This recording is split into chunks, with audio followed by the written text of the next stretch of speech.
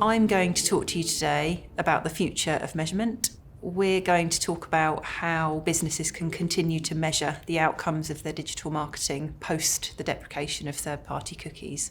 Whilst I appreciate that that's quite a dry subject, it's really, really important.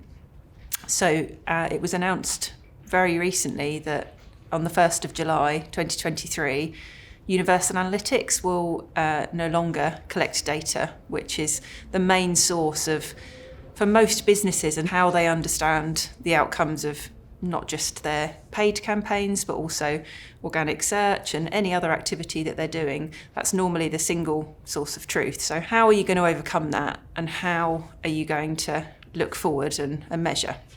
There are a few different options here. One of the biggest things is called conversion modelling. Now, Google Analytics has got a new generation, so GA4, which is a bit scary and unknown to us as agencies and also probably to you as clients, but this is based on understanding and measuring the behaviour of people that do consent to be tracked and measured, but also looking at modelling the behaviour of those that don't. So it gives you a much fuller picture. Ad platforms are also going down that route. So I think stats are saying that about 50% of people opt out of cookies when they visit a website. So you know those fun cookie banners that you have to opt in or out of every time you visit every single website these days? Well, about half of people are opting out, which is fine, but then it's a question of how do we measure that behaviour, and understanding the people that we are measuring and then using that to then model the behaviour of those that we don't measure is how Google Ads is also going down that route as well. So there are tools that you can use to do that, but I think that that's also the way that Meta, so Facebook, has also gone down that route as well.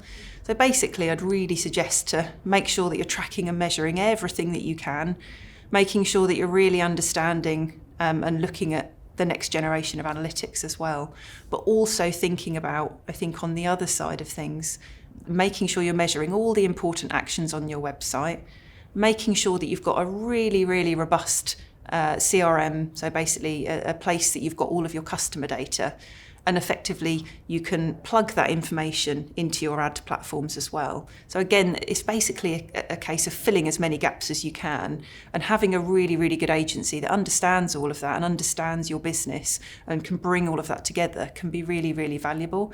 It sounds really technical, but I guess if you think about it just like a really basic gap analysis, just think about what you need to measure, what you're not measuring, and how you can fill in the gaps. I think that's usually the best and simplest way. And just remember that everybody's learning and everybody's going through this same journey. And there are actually other alternatives that are being tested and tried at this stage by various other people like Meta, that they're thinking about doing this in a slightly different way. But for now, conversion modelling is the route that a lot of people are going down, and it should give us at least more of a picture of what's going on and what the future looks like.